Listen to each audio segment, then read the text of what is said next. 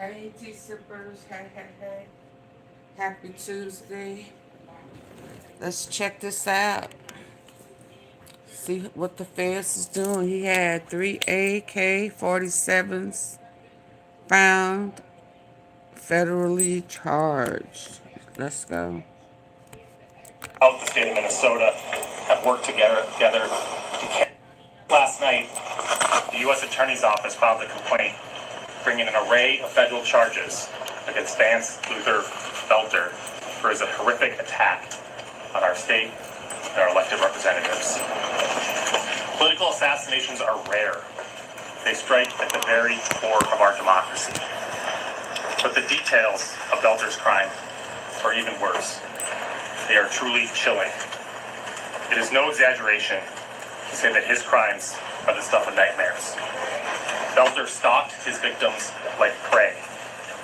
He went to their homes, held them out as a police officer, and shot them in cold blood. Now, there's been a lot of information and misinformation out there about Boelter's crimes. We have filed a detailed 20-page complaint and affidavit that sets forth what happened in this case. I'd like to share some of that information with you now. In the early morning hours of June 14th, Boelter went to the homes of 4 Minnesota state politicians with the intent to kill them. Boelter first traveled to the home of Minnesota State Senator John Hoffman in Champlin, Minnesota.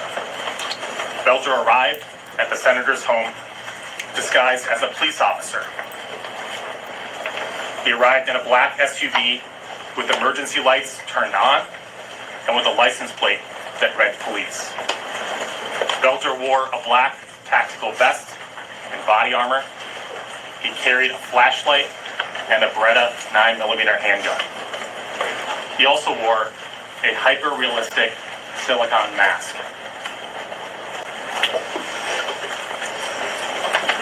Senator Hoffman had a security camera.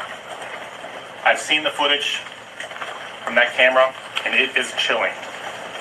Boelter knocked on Senator Hoffman's front door and repeatedly shouted, "This is the police, open the door."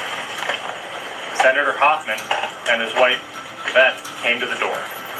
When they opened the door, Boelter shined the flashlight in their faces and said there had been a shooting reported in the house.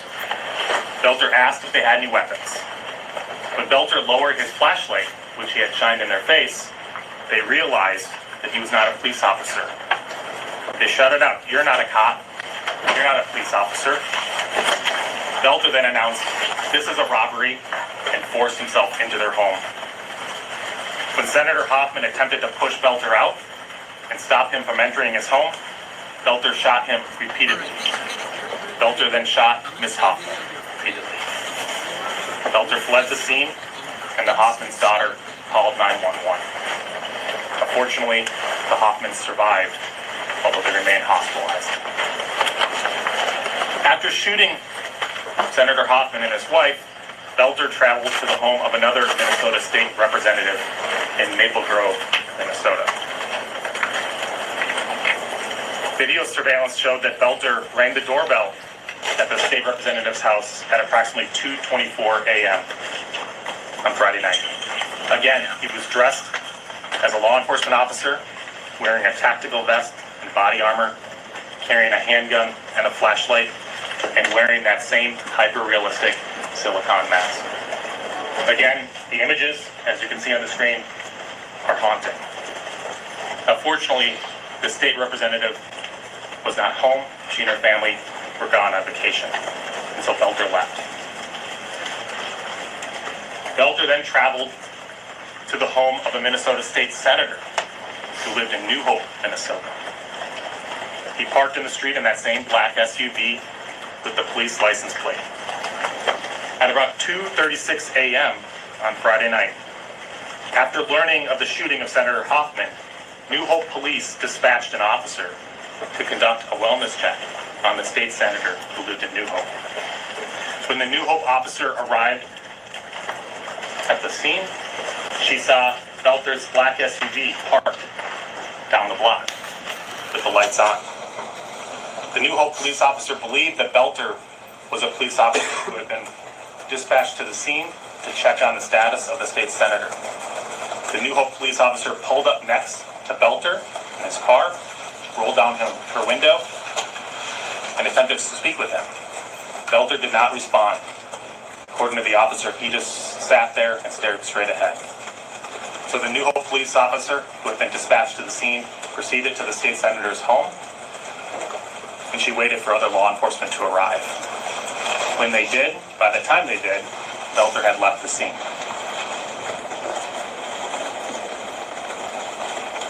Boelter then traveled to Brooklyn Park, Minnesota, and the home of Minnesota State Representative Melissa Hortman. At approximately 3:30 a.m., Boelter arrived at Representative Hortman's house in his black SUV with the police license plates. He parked in the driveway and left the emergency lights on his SUV flashing, as if he was a police officer. Boelter approached Representative Hortman's home, again dressed as a police officer, wearing the tactical vest and body armor, and wearing that hyper-realistic mask. He was armed and carrying a flashlight. Before he entered the home, 2 Brooklyn Park police officers arrived at the scene.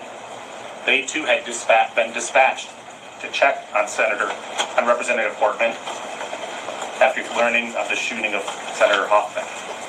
When they arrived at the scene, they saw Boelter's black SUV parked in the driveway with the emergency lights flashing, and they saw Boelter standing in front of the house several feet from the door. When Boelter saw the officers get out of the car, he drew his weapon and began firing. He rushed into the house through the front door, firing into it. He repeatedly fired into the house, and when he entered, he murdered Representative Hortman and her husband, Mark. The Brooklyn Park police officers fired at Boelter as he rushed into the home, but he escaped into the home and out the back. Officers recovered Boelter's 9mm Beretta, along with the body armor and the mask, behind the home along his path of flight when he fled on foot. They later searched Boelter's car, but they found 5 more firearms, including assault-style rifles and a large quantity of ammunition. Boelter also had in his car notebooks containing a list of more than 45 Minnesota state and federal elected officials, including Representative Hortman. Now, Boelter planned his attack carefully. He researched his victims and their families. He used the internet and other tools to find their addresses and names, the names of their family members. He conducted surveillance of their homes and took notes about the location of their homes. He also prepared in other ways. He concealed himself as a police officer, outfitting his black SUV with police lights and a police license plate, wearing a black tactical vest and body armor, carrying a police flashlight and a handgun. And of course, he wore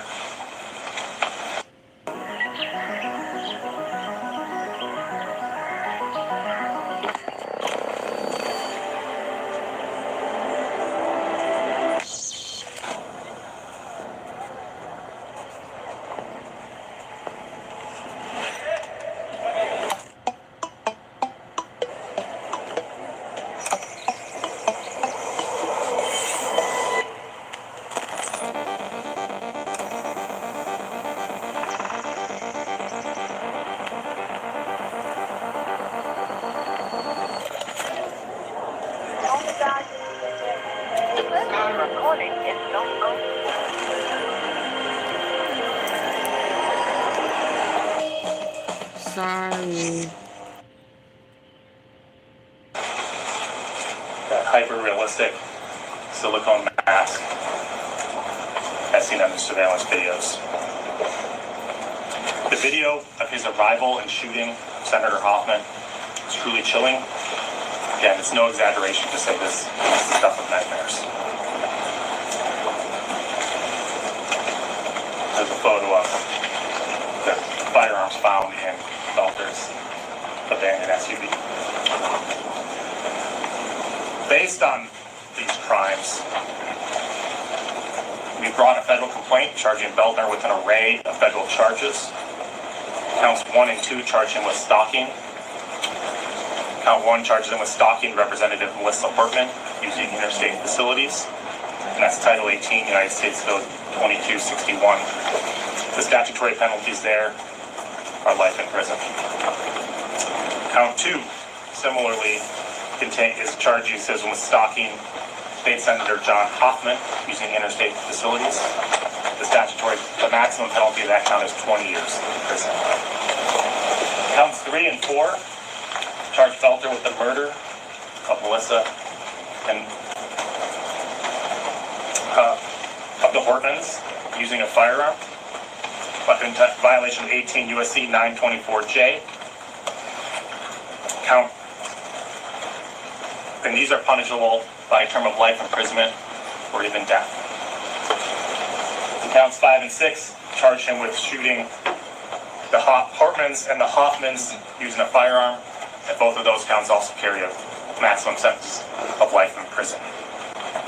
Now, before I finish my remarks, I want to say a little bit about law enforcement and the manhunt that we've heard about the last 2 days. Over the past 48 hours, federal, state, and local law enforcement from throughout the state of Minnesota have worked together to carry out the largest manhunt in Minnesota history. Now, a lot has been said about law enforcement in recent weeks, but make no mistake, the men and women of our federal, state, and local law enforcement put their lives at risk and on the line to keep Minnesota safe. They work tirelessly, day and night, to make sure that the tragic events of Friday night ended without further violence or bloodshed. We owe them all a debt of gratitude, and they will forever have my respect and admiration. I'm going to turn it over to Special Agent Calvin Winston from the FBI. Thanks, Joe. Good morning. My name is Alvin Winston, and I serve as the Special Agent in charge of the FBI Minneapolis Field Office, which covers states of Minnesota, North Dakota, and South Dakota. I want to begin by extending my deepest condolences to the families of the victims and to the community that has been shaken by this devastating act of violence. Our thoughts remain with those who are grieving and all who have been impacted by this tragedy. Over the weekend, the people of Minnesota and the nation have been watching closely as this case has unfolded.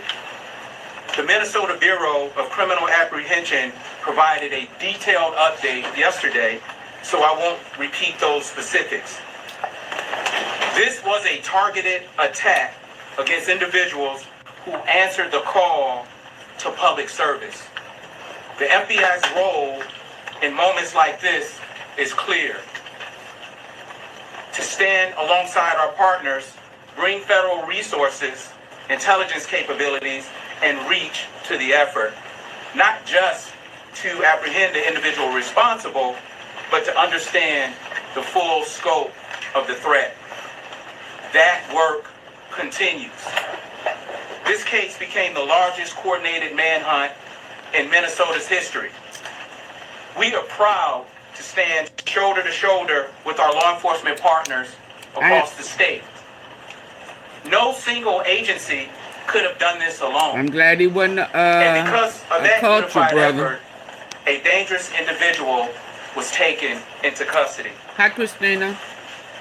Let me say this clearly. Political violence has no place in this country. The FBI, alongside our partners, will remain focused on the work ahead and on ensuring justice is served. And with that, I'll hand it over to you. Thank you with those comments, and we're thankful today to see these charges filed. Early on, with our partners from the Federal Bureau of Investigation and other federal partners from the ATF, United States Marshal Service, and others, They provided assistance to the team of local investigators, the Brooklyn Park Police Department, Hennepin County Sheriff's Office, and the BCA that were working on this right to begin with, along with all the other hundreds of people that stepped up with Champlain Police Department as well in this to pursue this justice. You might be asking, because we see a lot of times these cases, go in various orders when they are, but this is an indication that the United States Attorney's Office stands along with us in the state of Minnesota, that when somebody and an evil individual decides to move this and create fear in our communities and commit evil acts, that we will pursue every possible charge that we can, from the state charges that you've learned about today to these federal charges that were discussed early on. And I'm grateful for the leadership of the United States Attorney's Office and the FBI for helping us move that forward so quickly in a coordinated approach. We do that because, as SAC Winston said, in situations like this, we have individuals that step up to serve their communities. They are elected officials across our state, and when an individual chooses to target them for their role in representing all of us, it's an incumbent upon all of us to put all the resources forward to hold that individual accountable, to seek justice, and to make sure that we are working together to show the community across Minnesota and the United States that political violence is never okay. We as a country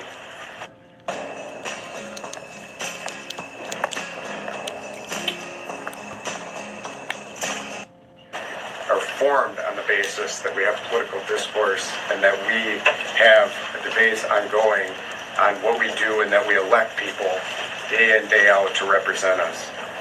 And when somebody tries to undermine that, it's important for all of us to hold that person accountable so that we can move forward as a country and have a system in place that a representative government, and that we provide the protections for those individuals and their families moving forward. And so I'm thankful for these charges today to move this forward, and the great work of the United States Attorney's Office partnering with us to move forward on this. And with that, though, take some questions. Why is there a terrorism charge in there?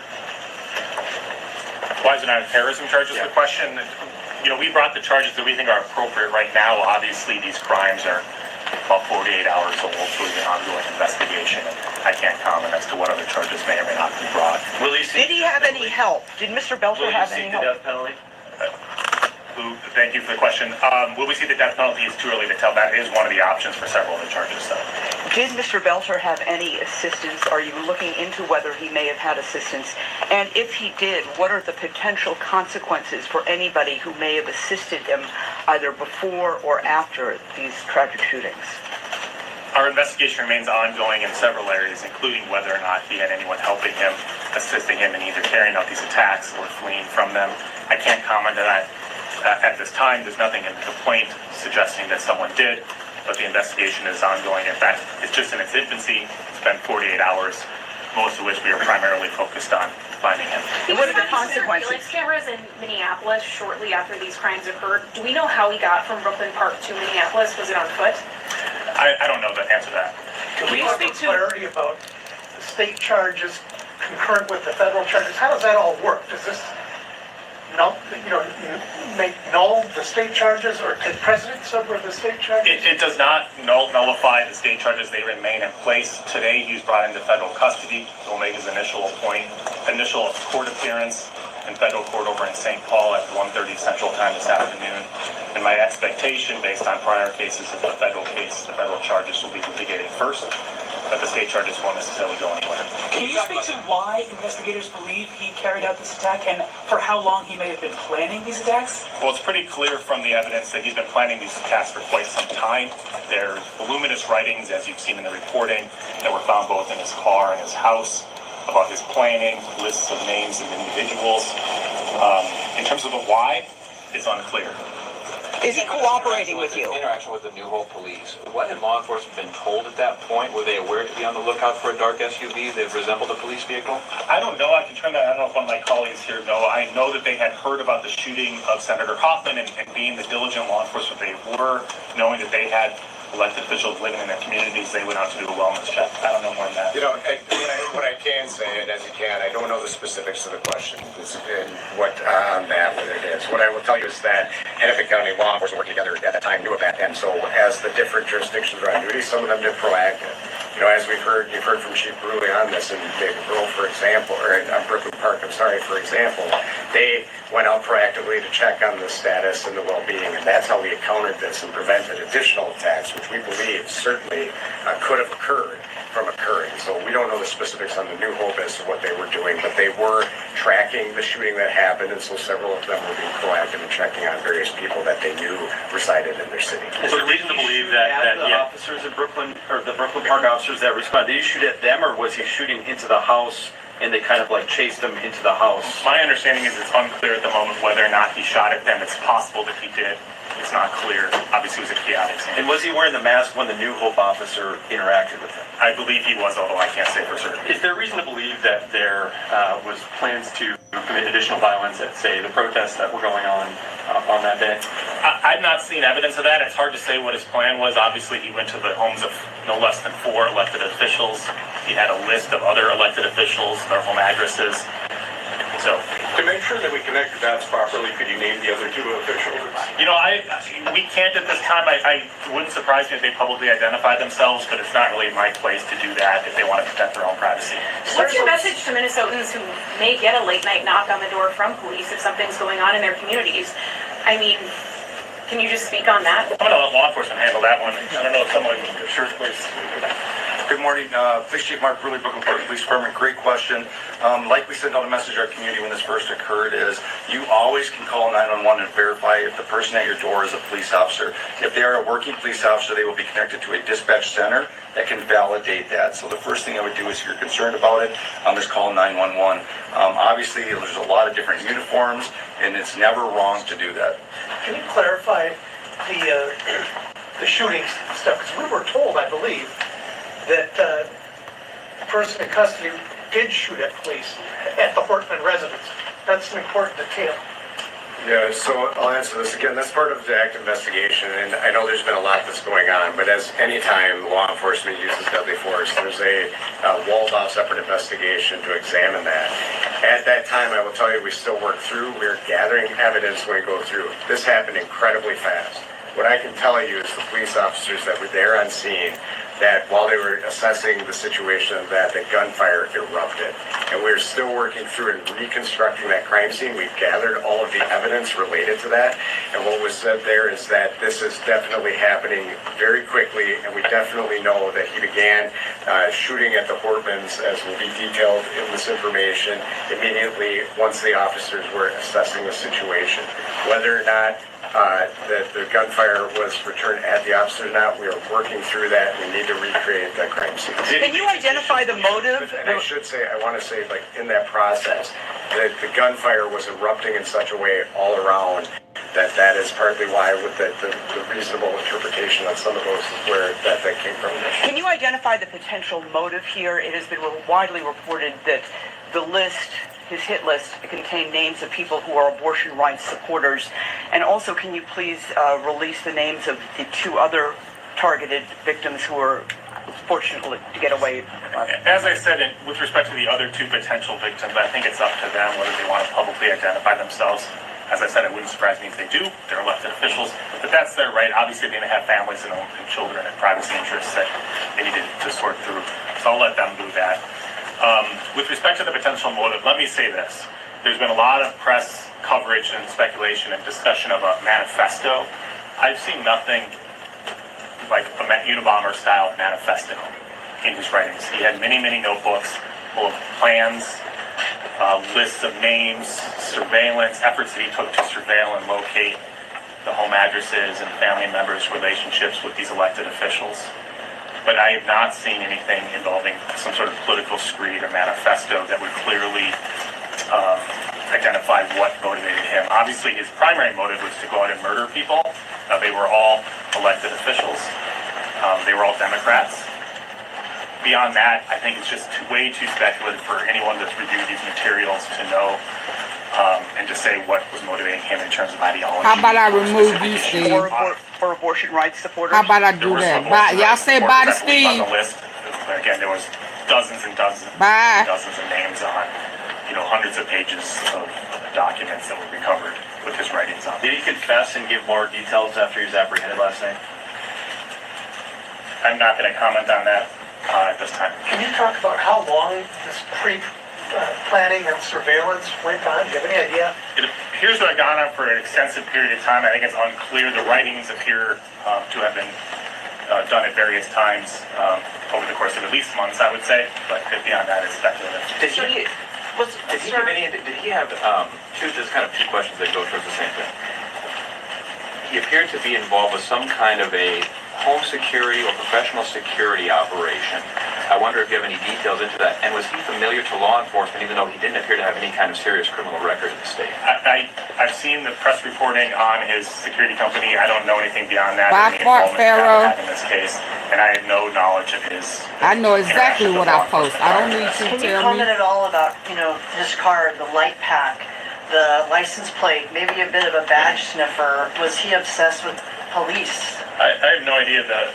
I think I skipped over the slide. I know exactly how I have it set up. And I'm not changing it for you or Steve. It was like a reflective By Steve Barrow. put on like a mailbox, like your address on mailbox. Go set it up on your own page. Do we know? I have no idea. Y'all men are killing me, feeling like y'all entitled. Y'all not Diddy. At a stop, Y'all don't run in nothing over here. And that in her car was found weapons, passports, and a lot of cash. Acting like Diddy. 3 children. Is that true? And is the wife being investigated? I'll defer to the law enforcement on that one. Yeah, I can answer the question. So when, the question was detained, obviously, when an individual commits these, heinous acts and we knew he was the suspect in this case, we're going to want to talk to the family. At this point in time, this is, under active prosecution, and so we want to be careful about what we say. She was cooperative with us at that time. There were firearms in the vehicle at the time, and valid reasons for her to, she was legally in possession, I should say that, at this time, and there were other items that were recovered, but we're going to leave that to some of the Could you prosecution. say passport and cash? So Could we at least get we're not going to comment on all of it, as this is still continuing to be part of the active investigation. We need to figure out exactly what all this means in relation to this. To be clear, there's not going to be a first appearance in district court then today, and then where is it being held? There'll be an initial appearance in federal court over in St. Paul, Minnesota at 1:30 Central Time this afternoon. I do not anticipate there will be an appearance at state court today. Just one more question on the hit list. You said 45 names, and we've seen more than that. Was there more than 45?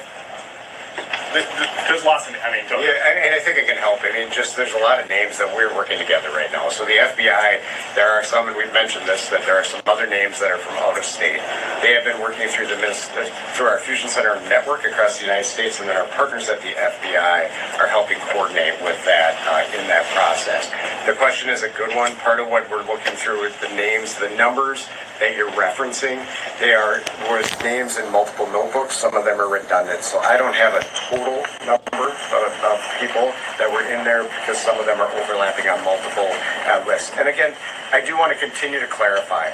This is not a list of people that was in a numerical order and some sort of ranking. These are names that are being developed as we are looking at this across multiple writings in terms of that, just to be clear about it.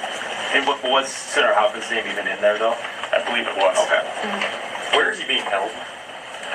Right now, I think he's in the custody of the United States Marshal Service over at the St. Paul Federal Courthouse. Beyond that, I will defer to the marshals on where he'll be held, assuming he's held in custody pending trial. Can today's court appearance be considered an arraignment? Is there anything you can tell us about what's supposed to happen today? It'll be an initial appearance because he's only charged by complaint. He has not yet been indicted. So he'll have an initial appearance, as all defendants do, before a federal judge, where he'll be asked to identify himself. The court will appoint a lawyer to represent him, or he can retain one and have a lawyer represent him. And then the court will ask whether or not we will move to seek his detention pending trial, which we obviously will. And then the court could set a detention hearing and a preliminary hearing to assess whether or not there's probable cause to charge him by complaint. How much of that will happen actually today is unclear. We'll see at 1:30. And it's at the Warren E. Burger Federal Building, and that's the only court appearance today? Correct. Thank you. For Superintendent Evans, yesterday, the way that things played out yesterday, when you came up for the 5:30 or so press conference, did you know that he was close to being caught at that point?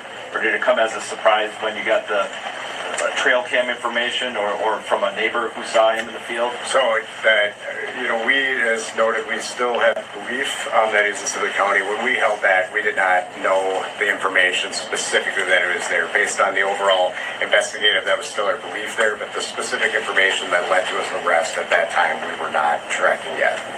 So, and I assume that's related to the timeline. These teams and the law enforcement teams acted very quickly when they had a specific lead that let us know he was in that area. And so it was a relatively short period of time where they converged and were able to do that. What we knew before this news conference was bad enough. What you have told us is even worse. Where does this rank in terms of attacks that you know of across the United States? And what you addressed some of your reaction, but can you all three give us your reactions to it? I mean, this was a political assassination, which is not a word we use very often in the United States, let alone here in Minnesota. It's a chilling attack on our democracy, on our way of life.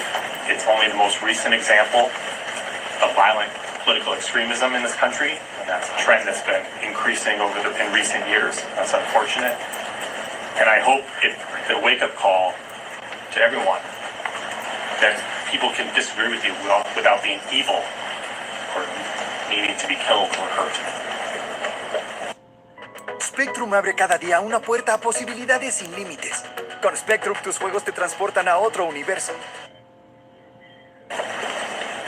You mentioned that multiple different aspects of this investigation were found in multiple different notebooks. How many were discovered, and were they all in his vehicle? My understanding is some notebooks were recovered from his vehicle and others from his house, although obviously there was law enforcement literally from all around the state. I couldn't begin to identify all of them. Representatives of many of those, or some of those agencies are here, but far more were involved. And so all I can say, there was many notebooks recovered from multiple locations. And part of it didn't make sense about him going back home. Like, what was he thinking? Did he say he was trying to get back to his house? I mean, it's odd, I guess you could say. I can't speculate as to what was in his mind. He obviously went on a murderous rampage on Friday, so I think I'm not aligned with his thought process. Mr. Winston, can you talk about, is there any sort of attention being paid to what kind of safety needs to be given to politicians at this time, or is this a space where people feel like any threat has left with this threat? Okay, so what we're going to do is we're going to, of course, take these threats as serious as possible and throw all available resources towards these threats. We are in lockstep with the Capitol Police on a regular basis, and we're continuing to have those conversations about threats towards politicians. Thank you for that question.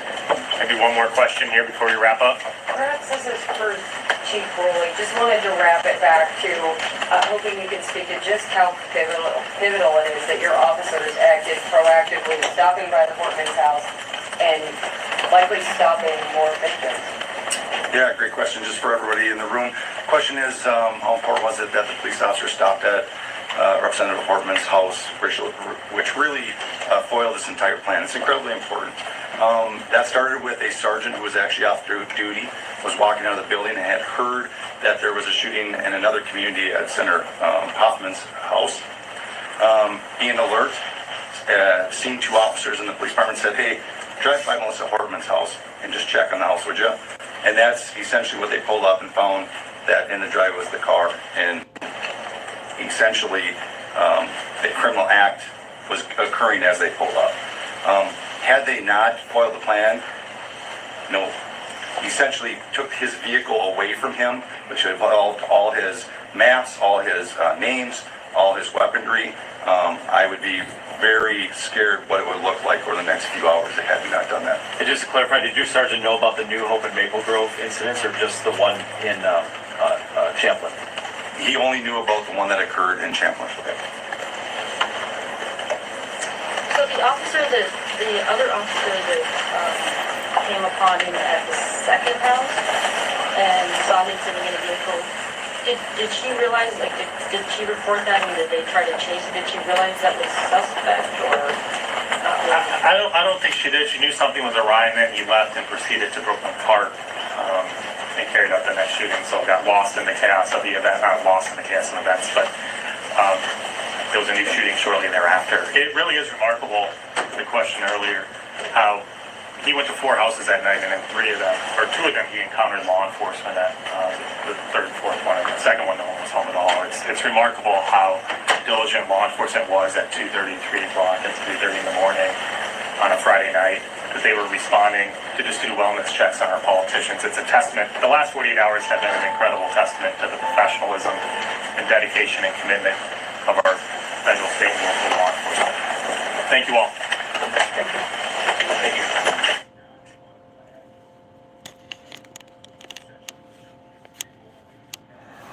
You've probably heard about Boxable's flagship product, the Casita.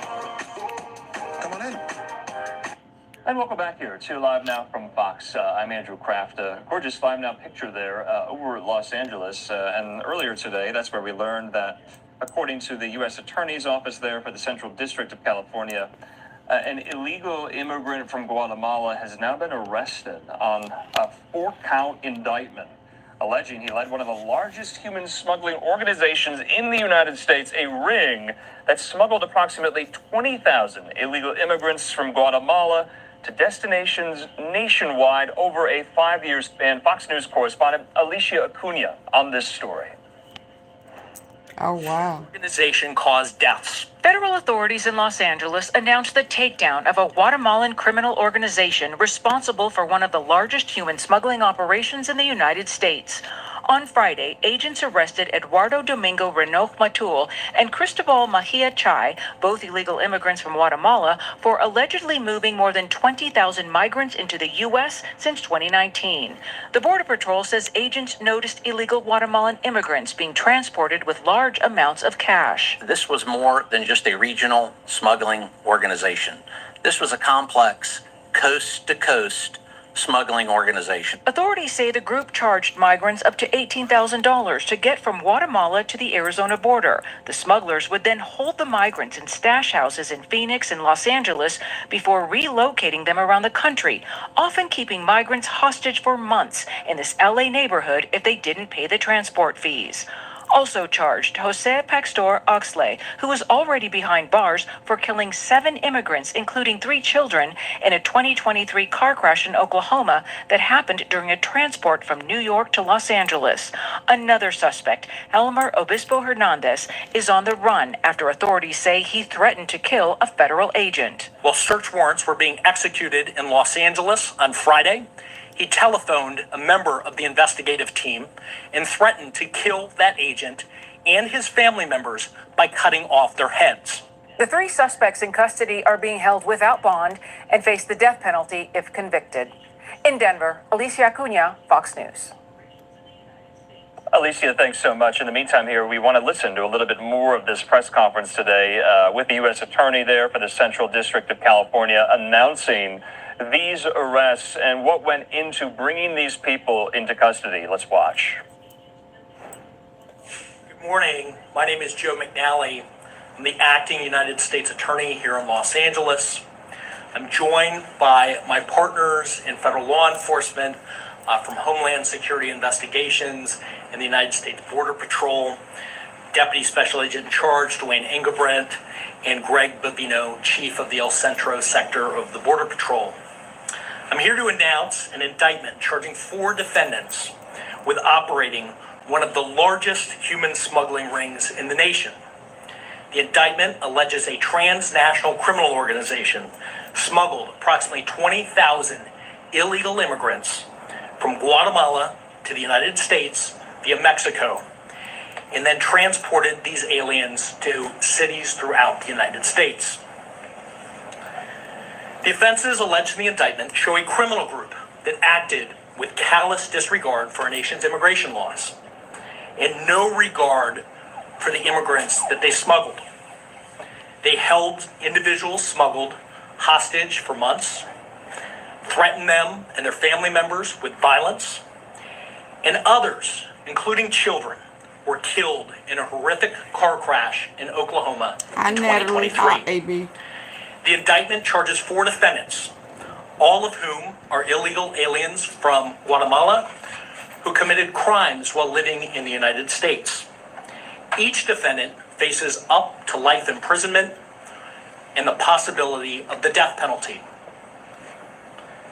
Their crimes include conspiring to transport and harbor illegal aliens for private financial gain, which, as I mentioned, at least in one instance, resulted in death. The ringleader, Eduardo Domingo Renojo Mattel, was arrested and arraigned on Friday along with his right-hand man, Mahia Cha. Both defendants have pleaded not guilty, and a trial date is being set. Another defendant, Helmer Obispo Hernandez, is a fugitive. He's pictured here. In addition to the charges of the indictment, he's also charged in a federal criminal complaint with threatening to kill a federal law enforcement officer.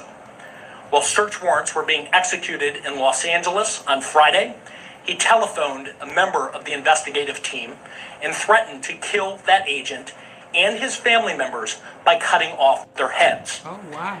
Those actions demonstrate just how violent this organization is. A fourth defendant is in custody in Oklahoma in connection with the fatal car accident in 2023. The Transnational criminal organization operated for at least a dozen years and specialized in smuggling illegal immigrants from Guatemala to the United States. The movement of those illegal immigrants within the United States, especially between Phoenix and Los Angeles, and the harboring of those illegal aliens in the United States. According to the indictment, associates of the organization in Guatemala solicited thousands of illegal immigrants to come to the United States. Those associates then accepted payment between $15,000 and $18,000 for each smuggled alien to come to the United States via Mexico. They coordinated the movement from Guatemala to the United States. Mexican smuggling organizations transported the illegal immigrants from Mexico into the United States, initially to Arizona. Once the illegal immigrants were in the United States, they held them at stash houses, where they were later picked up by the organization's lieutenants. The illegal immigrants then, for an additional fee, were transported and moved to various stash houses throughout the United States, including Los Angeles. Those who did not pay their fees were held hostage, including at a stash house here in the Westlake district of Los Angeles. This organization caused deaths. In November 20, illegal immigrants, defendant Jose Paxer Ola caused a car accident in Elk City, Oklahoma, where he was transporting people illegally. That car accident resulted in 7 deaths. 3 of those individuals are minors, including a 4-year-old child. Oh, wow. The actions of this human smuggling organization demonstrates a complete disregard for the nation's immigration laws. As the Attorney General has said, we are doubling down on our efforts to enforce long-standing criminal immigration laws. The failure to enforce those laws fuels these criminal organizations.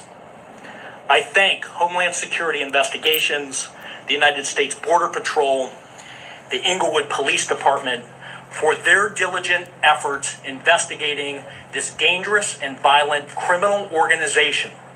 I also thank our prosecutors, Sean Nelson and Elia Herrera, for their work ensuring that these charges were brought and this organization dismantled. The human smuggling case that I've spoken about was part of a week-long series of events focused on revitalizing existing immigration enforcement activities, which include cases in which illegal immigrants were victimized, other cases where people here illegally exploited the nation's immigration laws, and dozens of criminal complaints this week were filed against illegal aliens with criminal records who had been removed from the United States after felony convictions and then returned. These included individuals convicted of violent crimes like manslaughter, assaults on police officers, and drug trafficking. This area of criminal activity is a priority, a top priority for the Department of Justice, and our efforts to target individuals participating in criminal activity here will continue. I'll now turn it over to the Deputy Special Agent Charged from Homeland Security.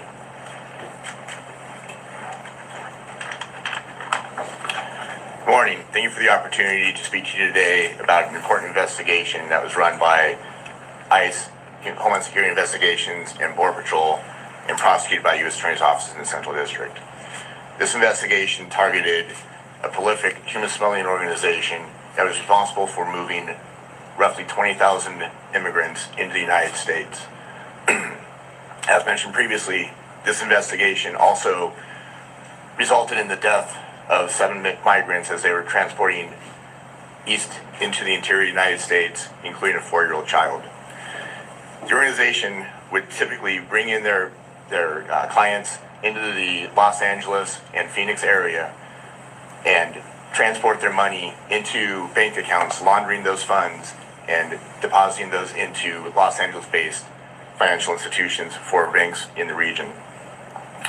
Human smuggling is a grave and dangerous endeavor that people who are mostly desperate and looking for a better life engage in, not realizing the possible dangers and the end results, which sometimes involve trafficking, exploitation, coercion, and long-enduring trials and tribulations to get to their end destination. The illegal activity not only endangers their lives of those being smuggled, but also the national security and public safety. We work with our partners, U.S. Border Patrol, state and locals, and the U.S. Attorney's Office to ensure that people who bring these endangered individuals into the United States who are just looking for a better life to justice, especially in instances where, as in this, life has been lost. It's important for us to get a message out to the public to ensure that information is being provided to ICE, Homeland Security Investigations, to Border Patrol, and our partners so that we can combat these crimes as they're happening.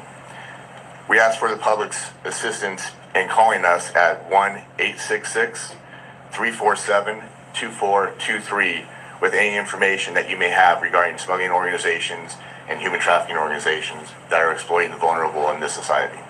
Thank you. Yes, last name is ANGEBRANDT.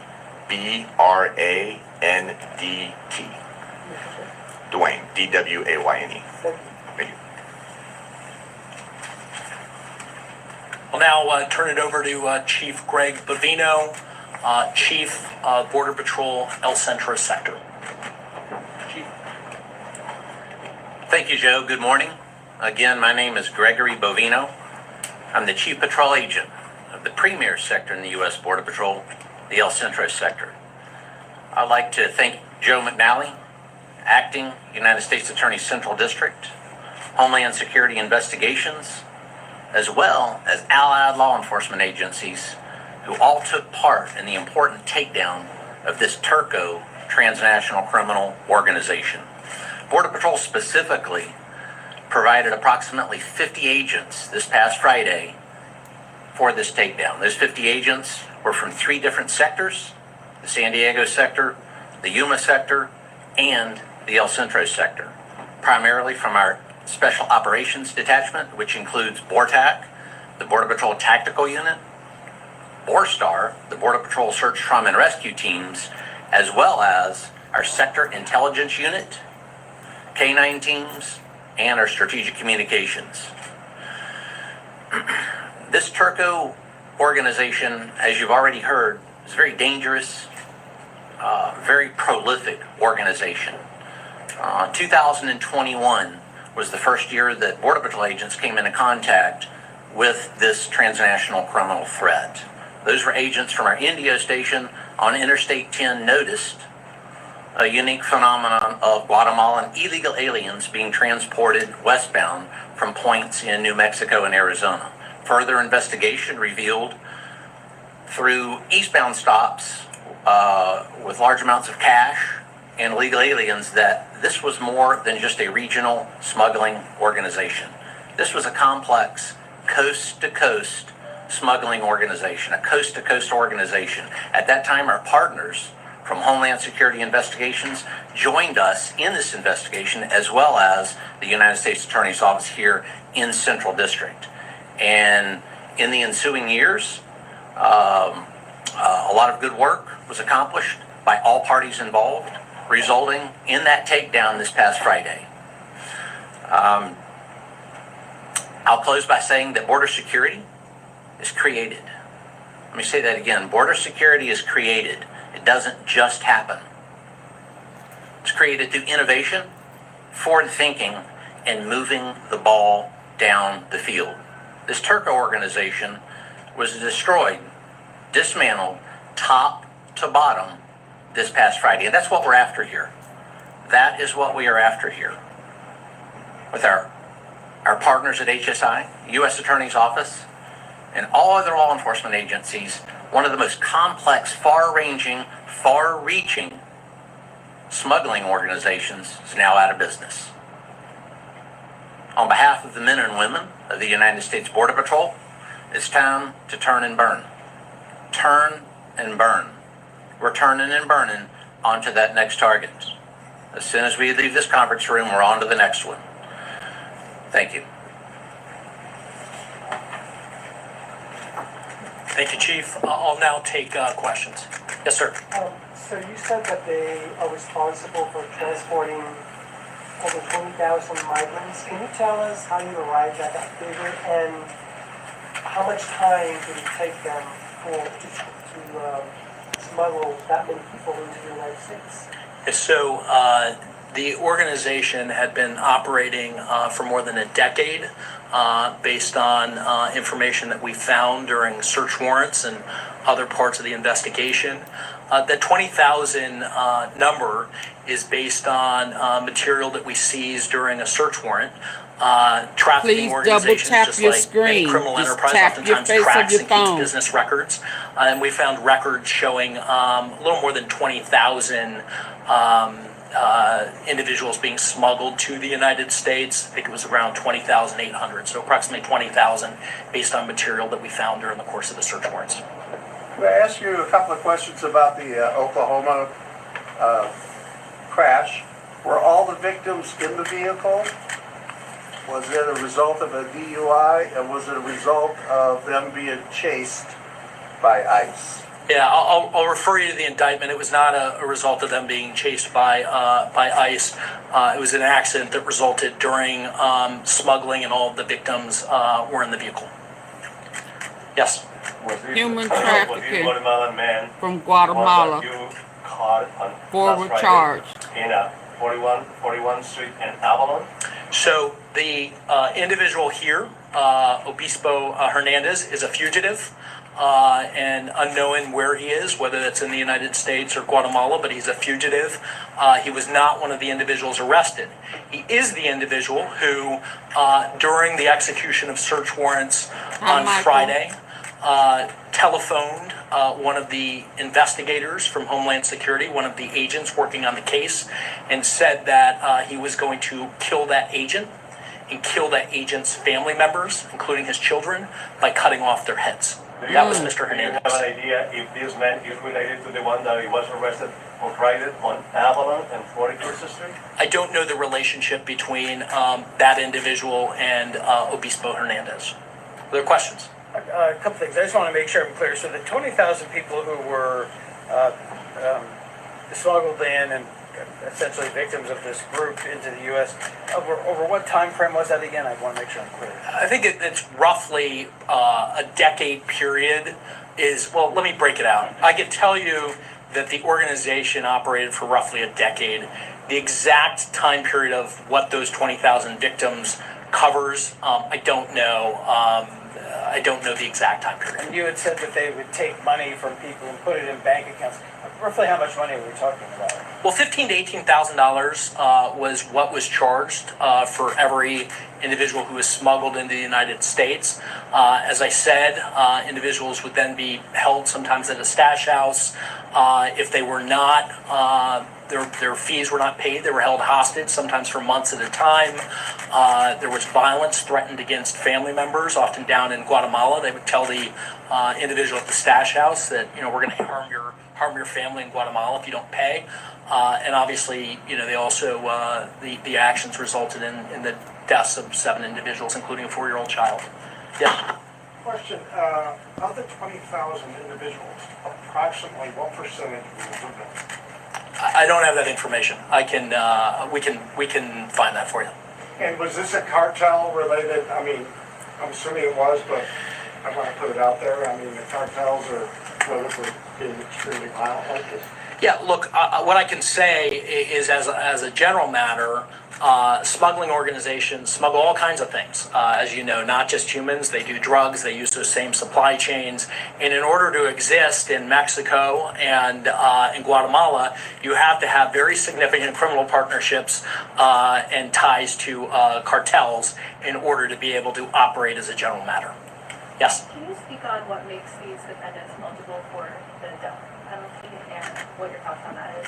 Yeah, they are death eligible because their actions here, smuggling for private financial gain, resulted in the deaths of individuals, and so the statute includes a statute that includes a potential death penalty. Sir, when you're talking about cartels, are you talking about the Sinaloa cartel or cartel Jalisco Nueva Generación? I'm talking as a general matter that human smuggling organizations only thrive. Hi, Jamie. Yeah, I need y'all to get the lights up.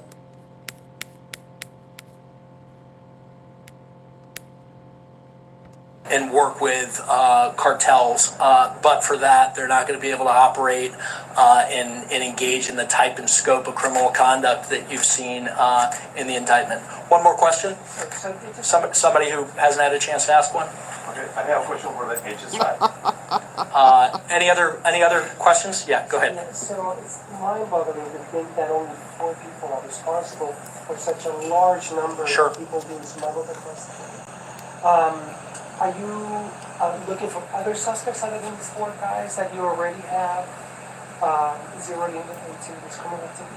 So we've gone after, with this indictment, the leadership, and the reason that we've done that is that's the most efficient and effective way to quickly dismantle it. I will tell you that the investigation remains ongoing. In order for an organization like this to operate, it requires criminal partners, not just in the United States, but in Guatemala, who are recruiting the people and then threatening violence when fees aren't paid. It requires criminal partners in Mexico, and our investigation into this group's activity continues. Thank you very much. All right, thank you, everybody. These ICE protests over in Los Angeles and what the Trump administration is now doing to try to tackle that entire situation. I want to take a look at some of this footage over in that area, some aerial footage courtesy of our partners there at Fox 11 in Los Angeles. Take a look at this. President Trump deploying 2,000 California National Guard troops to LA over the objections of Governor Gavin Newsom after a second day of clashes between hundreds of protesters and federal immigration authorities in riot gear. Confrontations broke out on Saturday near Home Depot in the heavily Latino city of Paramount, which is just south of Los Angeles. That's where federal agents were staging at a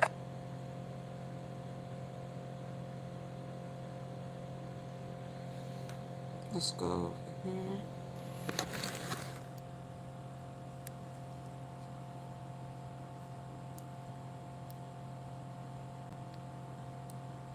Cities across the country. While in Washington, D.C. tonight, the battle between the Trump administration and the state of California continues as the president doubles down on immigration enforcement on the eve of another court hearing. Good evening. Hi, Kimberly. There has been little let-up in the back and forth between the federal government and California, both in federal court and in the court of public opinion. After a federal judge last week ordered control back to the state, the Ninth Circuit Court stepped in, setting the stage for 2 key hearings this week, the first coming tomorrow. Now, that decision came as the No Kings protests led to demonstrations in cities across the country, while in Washington, D.C., a military parade was held on the same day as the president's birthday. And last night, the president doubling down on his efforts to facilitate what he's calling the largest mass deportation operation of illegal aliens in history. Let's go now to KTV's Christian Captain with the latest on this back and forth. Christian. The president's post on his social media platform set off a surge of criticism and controversy. Now city leaders are speaking out. On the heels of a week of protests capped off by No Kings demonstrations across the nation, President Trump issued his latest immigration policy announcement on his social media platform, Truth Social, reading in part, quote, "We must expand efforts to detain and deport illegal aliens in America's largest cities, such as Los Angeles, Chicago, and New York, where millions upon millions of illegal aliens reside. And that is why I want ICE, Border Patrol, and our great patriotic law enforcement officers to focus on our crime-ridden and deadly inner cities and those places where sanctuary cities play such a big role."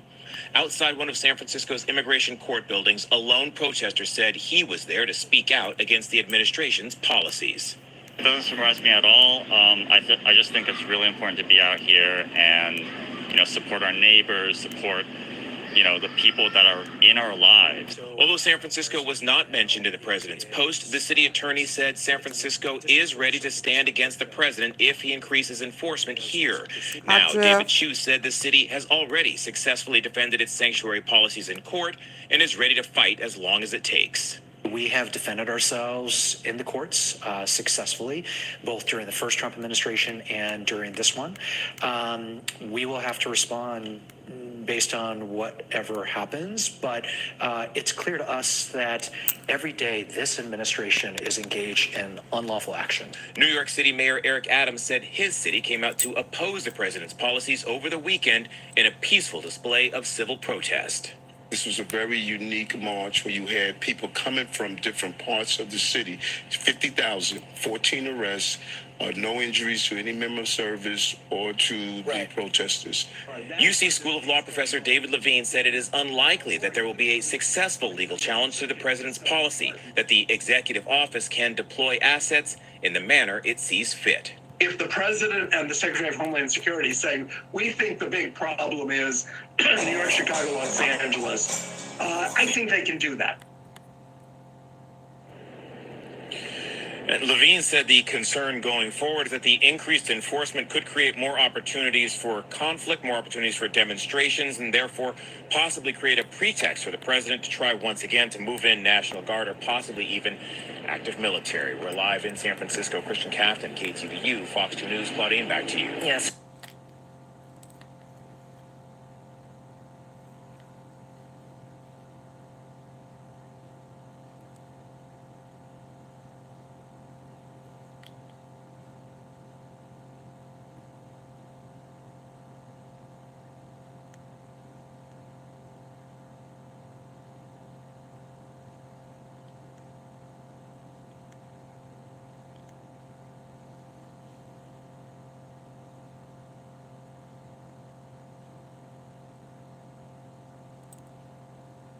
Phone is former D.C. police detective and defense attorney, as well as a No, not yet. Fox News contributor Ted Williams. Ted, we're just getting this information in the last 5 minutes or so. I want your take on what we're learning. Well, what so far from what we know here, Fox News can't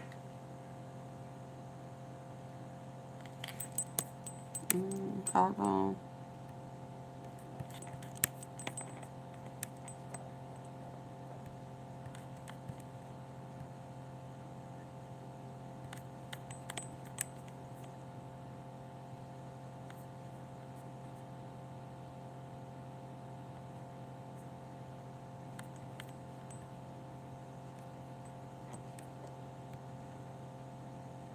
Tonight, the battle between the Trump administration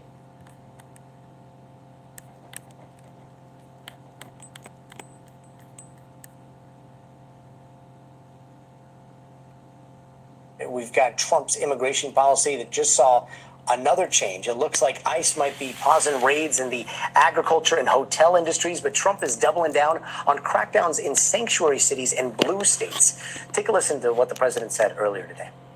I want them to focus on the cities because the cities are where you really have what's called sanctuary cities, and that's where the people are. Biden allowed 21 million people to come I into need our my country. lights up. Double Of that, tap your screen. vast numbers of those people were murderers, killers, people from gangs, people from jails. They emptied their jails out into the U.S. Most of those people are in the cities, all blue cities, all Democrat-run cities. Oh, wow.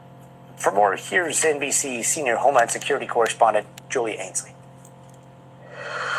We obtained a memo here at NBC News that shows that an email that went out to senior ICE officials all over the country told them not to make arrests anymore at certain workplace locations. That includes anywhere in the agriculture industry, like fisheries and meatpacking plants, as well as the hospitality industry, so restaurants, hotels.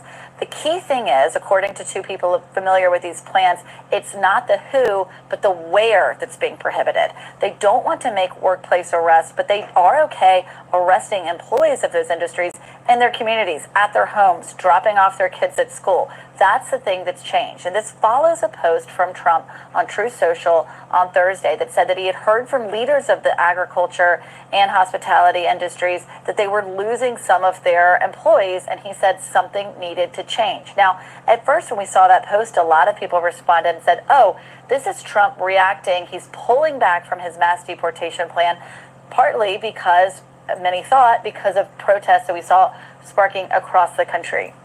But what we're now being told from the DHS spokeswoman and others is not so fast, that in fact, Trump is sympathetic to the employers here, doesn't want the optics of a workplace raid, but they are not pulling back from the 3,000 a day quota set by Deputy Chief of Staff Stephen Miller. He told ICE officials in mid-May that if they didn't start arresting 3,000 immigrants a day, which has never been done, they would start firing the bottom 10% performing leaders of those field offices. And so there's a lot of pressure on ICE. We're told right now they're making over 2,000 arrests a day. That is a record, but it's nowhere near that 3,000. And in the memo we obtained, it says that they recognize that not being able to make these workplace arrests, where sometimes they can arrest over 100 people, will hurt them when they try to meet those targets. They acknowledge that, but basically say they're going to do a survey of the workforce, but there's really not a lot they can do about that at this time. So what we're watching is a pivot, but not really a 180 on Trump's immigration policies so far.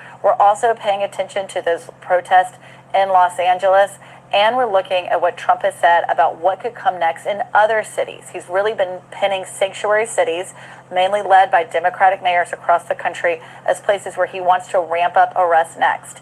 And just as we reported last week, he's looking at sending ICE SWAT teams into cities ranging from Seattle, Chicago, Washington, D.C., and the metropolitan area around D.C., Philadelphia, and New York. So he's not looking at L.A. and pivoting in a different direction. He's actually looking at L.A.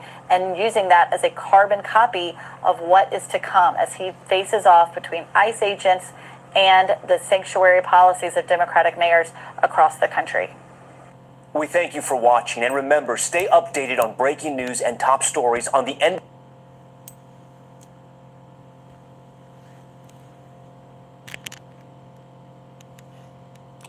Please double tap your screen. If not, I'm gonna have to end this if y'all don't hit the like button.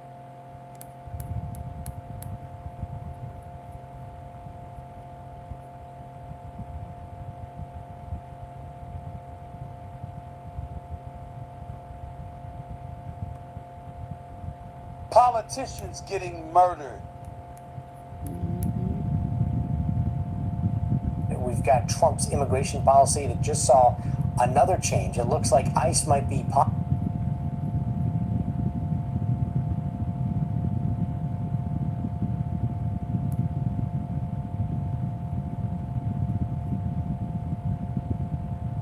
Jose and Jose.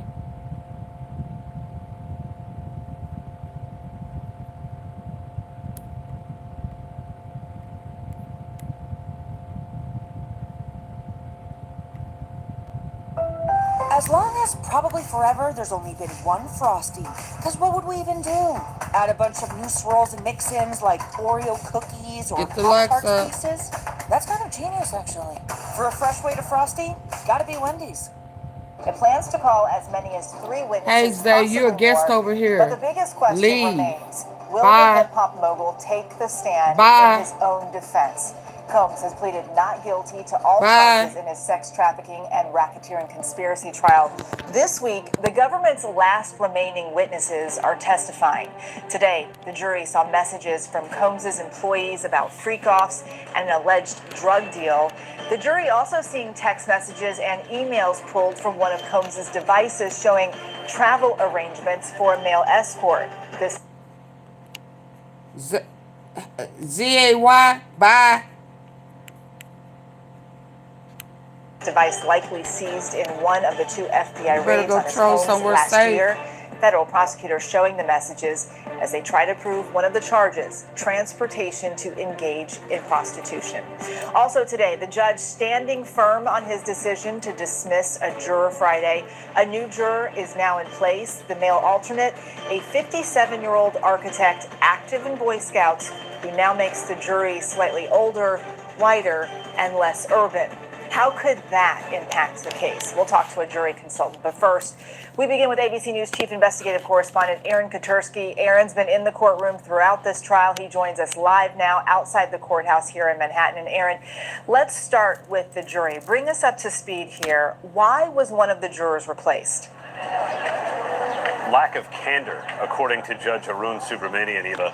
He said that the juror had given inconsistent answers when asked a basic question, where do you live? And he gave these answers at the Bronx, New Jersey, and couldn't quite reconcile the two. And the judge said it raised some serious concerns in his mind, not only about the juror's candor, but whether he was making a deliberate attempt to get himself onto the jury. So this is why we have alternates, to eliminate these kinds of questions. And so he decided to remove the juror from the panel and replace him with that alternate who will now be in the room to deliberate once the trial reaches that phase. Yeah, you mentioned that alternate juror who's now going to go to the deliberation room. Did the defense raise any concerns there? That it's going to make the jury less diverse. This was a 41-year-old black man who said he was from the Bronx. The replacement is a 57-year-old architect with a master's in mechanical engineering who lives in the burbs up in Westchester County, north of New York City. And so it does slightly alter the makeup, but the judge said he wasn't concerned with this particular jury about it being diverse because there are already a number of other individuals of color who will be deliberating Sean Combs' fate. The prosecution is expected to rest its case soon. What happened on the witness stand today? The jury, for the first time, saw videos of freak-offs. They put on headphones and they kept their gaze at their monitors. Now, the monitors in the courtroom were shut off, so we couldn't see the excerpts depicting Cassie Ventura with male excerpts. But as the clips were playing, we could hear music and faint moaning sounds coming through the headphones of some of the attorneys and the jurors. So they've gotten now to witness what's at the heart of the case. And it paired with travel records, hotel receipts, credit card bills that showed Sean Combs and his business paid for flights, paid for the hotel rooms where the freak-offs occurred. And that helps prosecutors perhaps prove, Eva, one of the charges against Sean Combs, transportation for the purposes of prostitution. And I know the witnesses that were called to the stand today, they were being called summary witnesses. For our audience watching, just to clarify for them, what exactly is a summary witness? So they work for the prosecutors. One was a paralegal, another was one of the investigators, and their whole job is to help authenticate different exhibits that prosecutors have organized into different charts. The jury has seen so many exhibits during the course of the 6 weeks of evidence, more than 500 by our count. And so some of these summary witnesses just put in a manageable form. For example, one of the summary charts involves all the freak-offs from 2009 all the way to 2024 when Jane said she last had one in August of 2024. So the jury was able to get a visual representation. Who was involved? Where did it occur? If there was travel involved, how was it paid for? And federal prosecutors hopes that can help the jury focus when it comes to deliberations. And it also gives them an opportunity to introduce exhibits like travel records or text messages from witnesses who did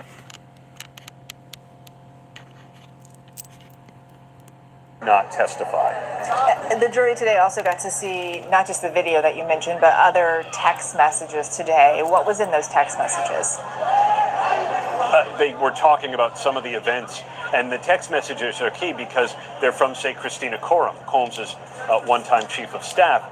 She is not testifying here at trial, but she's been talked about a lot, and her messages, you kind of get the other side of conversations that witnesses have talked about. So when Mia, for example, one of Combs's former assistants, reached out to Christina Coram, she said that, Christina Coram told her not to worry about certain things, and the jury got to see Coram's actual response, even though she wasn't actually testifying. And this is, I think, the prosecutor's way of trying to give jurors a fuller picture about the alleged sex trafficking, the racketeering, and the transportation to engage in prostitution.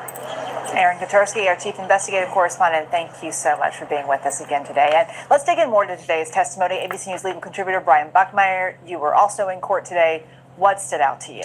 So I think in the morning when we talk about these summary witnesses, the first thing that stood out to me were just the text messages, some of the correspondence about booking flights, booking hotels, and I think that's where the government is really trying to show this interstate aspect of the case, transportation, engaging prostitution, as well as sex trafficking. But of course in the afternoon, when all the jurors donned those headphones, looked at the screens, and for the first time actually watched a freak-off that came from Cassie's device. If a picture's worth 1,000 words, I think a freak-off video is probably worth 1,000,000, and they're very focused on that as well.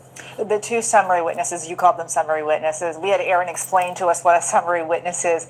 What was their role supposed to be So today? let me give you the legal definition. Whenever you have a case that has voluminous amounts of information, don't forget there are several terabytes of discovery in this case. A summary witness is often an individual who can create charts, graphs, or visual aids to help the jury understand all of that information. And for most of what we saw here were the various text messages and information both from Christina Coram's cell phone as well as Sean Combs' cell phone that showed about the various text messages and logs when it comes to traveling and whatnot.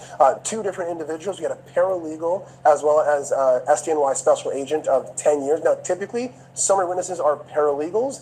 I think in the next block when Bernardo comes here, I'm going to save my argument for then. I think it's very interesting that I had a special agent here for this role. Brendan Paul, can we talk about him? He's expected to take the stand this week for the prosecution. What do we know about him? Former Syracuse basketball player, former assistant to Sean Combs as well. Don't forget, if you go back in the past just a little, he was arrested, actually this is incorrect, March 2024, back in Miami with drug possession of marijuana and cocaine. Got a plea deal, no indictment, and then all charges were dismissed. Now, I think the expectation here is that they're going to try to connect it to the racketeering definition as it applies to Sean Combs. We've heard of Brendan Paul a number of times when it comes to the conversations of providing drugs for Sean Combs or people associated with him. Don't forget, one of the predicate acts in the RICO is drug distribution.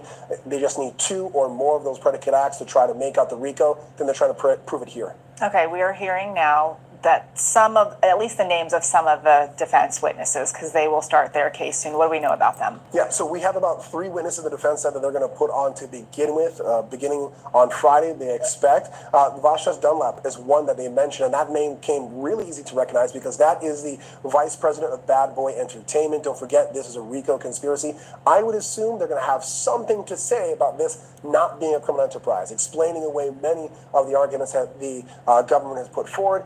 We also know they're going to have a summary witness as well. And so those are just the first few witnesses. They perhaps will continue on to the following week. And I think we're going to expect summations sometime around next week. Don't forget that everyone wants this case to end before July 4th. All right, Brian Buckmeyer, thank you so much. We'll have more with you in just a bit. Still ahead, should the hip-hop mogul take the stand in his own defense?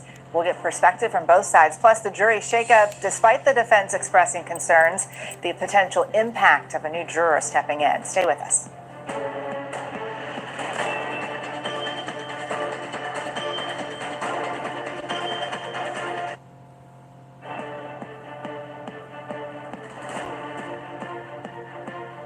Welcome back. Thanks for streaming with us. As the prosecution gets ready to wrap up its case this week, let's take a look at the legal strategies we saw playing out in court. Brian Buckmeyer is here as the defense. Bernardo Villalona analyzing the prosecution. Bernardo, let's start with you. We saw that agent today going through some of the things they found on Combs's devices. What was the point of all this? So remember doing the defense opening statement that they said, you will not find any evidence that there was a criminal enterprise here.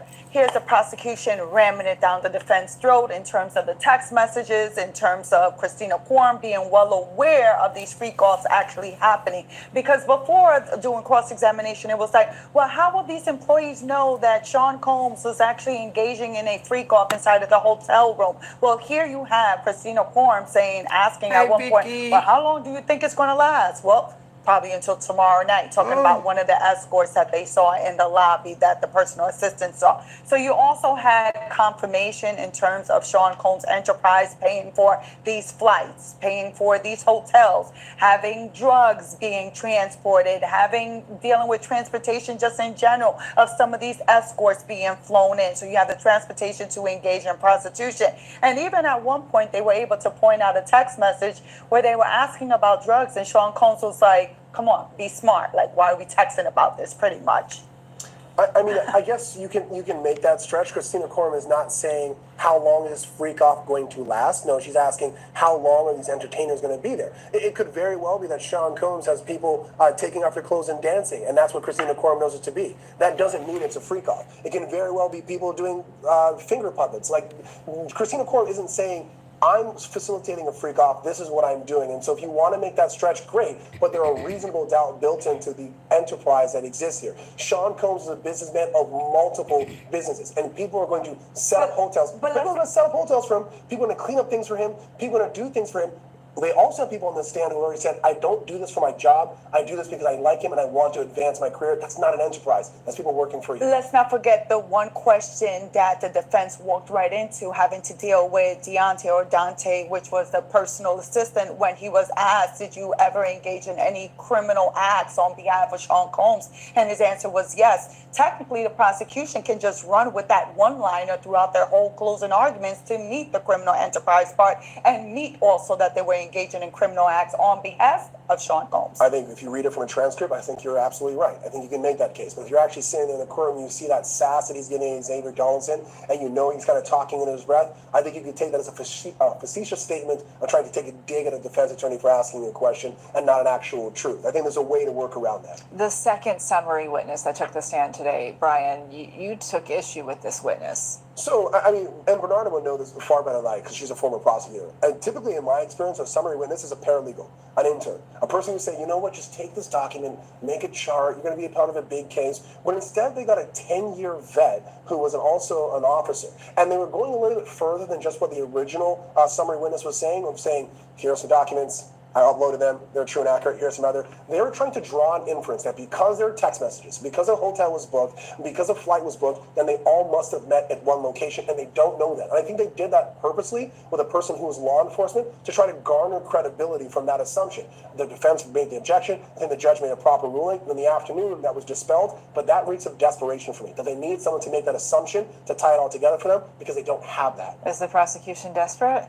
I think the prosecution just took out the issue of having to deal with credibility when you're talking about this one witness, because to hear that this is a special agent and not just a paralegal, and a special agent you would think does investigation, conducts investigation, looks at evidence, makes determinations based on their investigation. So by putting that one witness up there, it gave credibility to the entire investigation and gave credibility as well as validity to the summary charts that were presented. And also remember, this is the same special agent that actually had the freak-off videos that were played for the jury, that the jury actually got to watch. So tying it all together. I would say it's manufactured credibility, because you could have given that video to anyone to put into a chart. You're right. Why do you need a special agent to do it? I have to ask you, because we're getting to that point in this trial, Brian, if you are Combs's lawyer, are you advising him to take the stand? As a defense attorney, I prep all of my clients to testify. I run them through the gambit. Sometimes I might even bring Bernardo to cross-examine that person, but I would not tell him to get near that witness stand with a 10-foot pole. This is not a person that I think should, one, testify. This is not a case where I think the defendant should testify. I don't think this is a case where you want to put the credibility of Sean Combs up against the credibility of anyone else. You want to point the finger at the government and say, you can't prove this case. Focus on their flaws.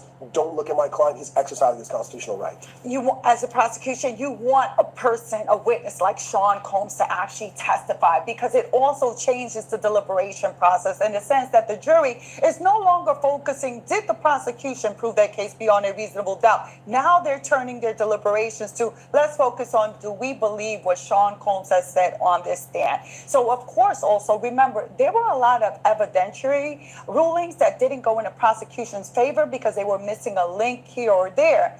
But if the defendant were to testify, then guess what? You're my missing link, and I can confront you with what I wasn't able to get into evidence by him testifying. There are a lot of text messages that we haven't seen, but I bet exist, where Sean Combs is one of the parties and Christina Corum is another, D-Rock is another, someone else. And they can't get those text messages in because they don't have those witnesses. But if Sean Combs takes a stand, as to Bernardo's point, ding, let's go. Those come in. So it's not just about the witness, it's also about the evidence that the government now gets to put in if he takes a stand. I don't want those in, and I think that's the best advice you give to Sean Combs. It's not about you, it's about what they'll do to you. The dismissal of this juror, does that pose a problem for the defense? I don't think it poses a problem. I think if anything, as any defense attorney, any government or prosecutor, you look at the jury as you get information coming in and you see the head nods, you see the body language, you see how they lean towards you. I think the way that the defense fought to keep this person in, they must have felt that there was some sort of body language that suggested that they had this juror, and they're also probably looking at juror 13 and saying, I don't know if I want to dance with a devil that I don't know. I want to dance with a devil that I do know. I don't think it goes beyond race or whatever it may be. It's just they might have felt more comfortable with that individual rather than the next juror. But we saw that person in the jury stand now. He seems to be paying attention in some aspects, kind of drifting in others, but we'll see. All right. Thank you both for being here with us, as always. Coming up, a jury expert on the new replacement juror who will now help decide the fate of Sean Diddy Combs. Also, the mental exhaustion jurors could be dealing with after more than a month of hearing from witness after witness. Plus, why Bad Boy Records is trending online today after the latest day in court. Stay with us.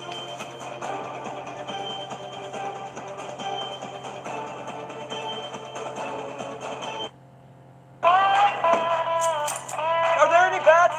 No. Are there any snakes? No. You sure? It's time to push your limits. That was easy. The Subaru Crosstrek Wilderness. Adventure on the edge.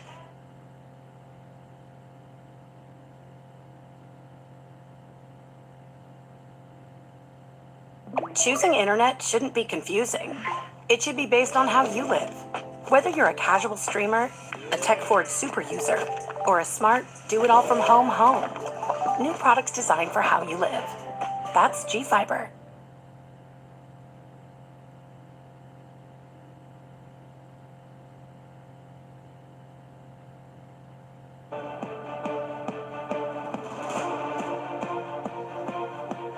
Welcome back. As the prosecution prepares to rest the big question, what does the jury think of what they've heard so far? We are now in week 6 of testimony in this trial. On Friday, the judge dismissing juror number 6 over questions about where he lives. The defense pushing back on that decision, but the judge today saying he wasn't going to change his mind. Quote, there's nothing the juror could say at this point to put the genie back in the bottle. Now joining the jury, the first alternate. He is 57 years old from just outside New York City. I'm joined by jury consultant Claudia Colon for more. And Claudia, first, if you could just explain to us what happens when a juror is dismissed. Yeah, it's not completely, uncalled for in a trial like this one that is so high profile. You're dealing with a celebrity. Something, is always going to come up, maybe. We saw it come up here. The juror, as you just said, wasn't being completely honest with the court. And any semblance, anything that could give the optics of people potentially being biased or having ulterior motives, immediate dismissal. What happens now? Somebody steps in, as you said. There's a juror from outside of New York who's an older gentleman who's going to step in and take his position. These alternate jurors, they've been watching the whole trial. So it's as if they're jurors, they're just not in the jury box. They're kind of like the understudies, if you will, who come in when stuff like this happens. And the defense made a really big deal about losing that juror because they said it changed the makeup of the jury. What might that tell us? Well, they also made insinuations that the prosecution wanted this juror out because it was a black male who was older, who, by their analysis or by the demographics of this person, they assumed that the defense probably saw them as favorable, or they knew themselves that as probably favorable for the defense. And so that's why the defense is raising alarm, saying, this wasn't enough to dismiss this juror. Yes, he might have been not totally consistent about where he lived, but it didn't rise to the level of, creating an issue about having ulterior motives or being a stealth juror. That's kind of why there was that tension. But I will say, my experience as seeing juries all over the country and all these different types of trials, it's the juror that's replacing him is not a total loss. Older males tend to be better in these types of cases where you're dealing with the issue of consent, just because, the whole notion of psychological manipulation is a more novel notion, it's not as traditional as these older gentlemen tend to think. I have to talk to you about just the sheer volume of hours they've been sitting, this jury, in this court. 6 weeks of testimony, hour after hour of witnesses. Are they exhausted? Yeah, it's a long trial, and they still have a ways to go. The defense hasn't even started putting their case. And it's true. They're likely fatigued. It's day in and day out, and it's not like any other case, where you're just showing up at court dealing with the, ordinary case. It's a high-profile case. Every morning when they go into the courtroom, they have to walk by the press. Every time when they leave, same thing. So it must be exhausting for them. But I will say, again, in my experience as a jury consultant, jurors take this role very seriously, so they see it as a job. And they really honor to be a part of this process. Claudia, thank you so much for being with us. We really appreciate it. Thank you. Well, it's time to see what people are searching for online. The latest searches range from will Diddy testify to is Bad Boy still in business? ABC News contributor Kelly Carter is here to break it down for us. She covers entertainment and pop culture. Kelly, one of the most popular search topics tonight surrounds Combs's bodyguards. What do we know about him? Yeah, D-Rock. So D-Rock's a former bodyguard of Sean Combs, but D-Rock's history with him goes a little bit further back. He was the childhood best friend of Notorious B.I.G., the rapper who really kind of set Bad Boy Records into the stratosphere.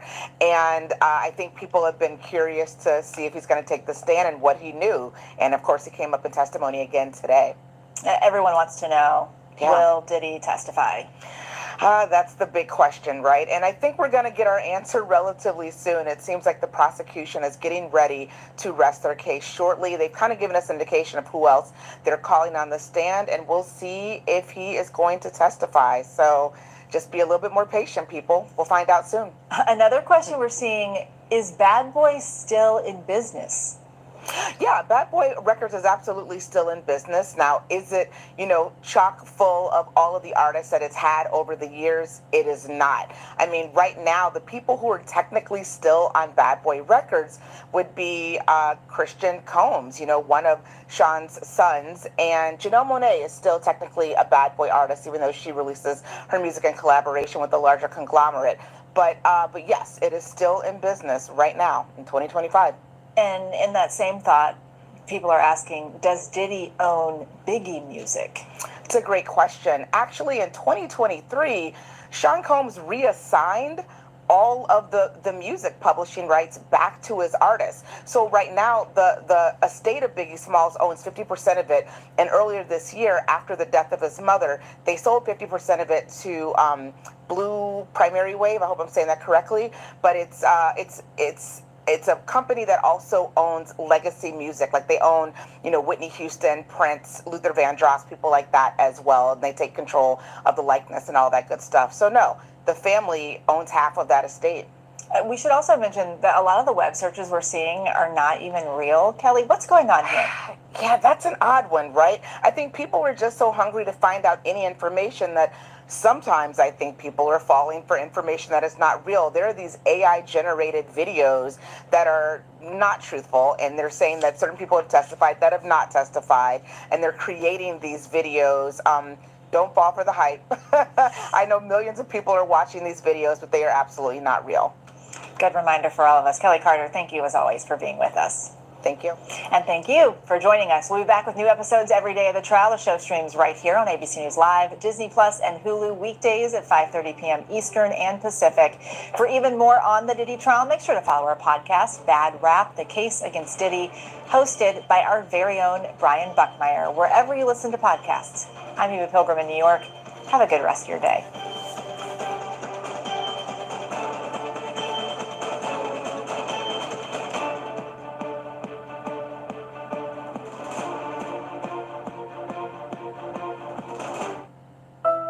As long as probably forever there's only been one Frosty. Because what would we even do? Add a bunch of new swirls and mix-ins like Oreo cookies or Pop-Tarts pieces? That's kind of genius, actually. For a fresh way to Frosty, gotta be Wendy's. I'm sorry, but you. We all bring something different to the table. Ben's Original. We're all original recipes.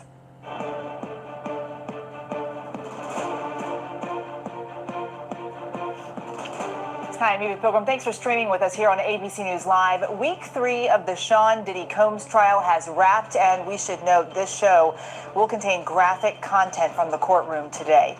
5 witnesses testified this week, 2 former employees, a Los Angeles police officer, fire department investigator, and a celebrity stylist. The latest witness on the stand testifying under the pseudonym Mia, recounting her time as Combs' former assistant. Mia alleged working for Combs was chaotic, toxic, and dependent on his whim. She told the jury she feared she couldn't tell him no, testifying, "I felt I had to. I obeyed Puff's orders." Mia also saying Combs sexually assaulted her more than once, leaving her feeling terrified and confused and ashamed and scared. Combs has pleaded not guilty to all charges. His defense team says any sexual encounters were consensual. If convicted, Combs faces the possibility of life in prison. Coming up, our team will break down the legal analysis, but first, the play-by-play details from inside the courtroom. Let's start in Lower Manhattan, outside the federal courthouse. That's where we find Aaron Kotursky, our chief investigative correspondent. And Aaron, you've been in court there every day of this trial.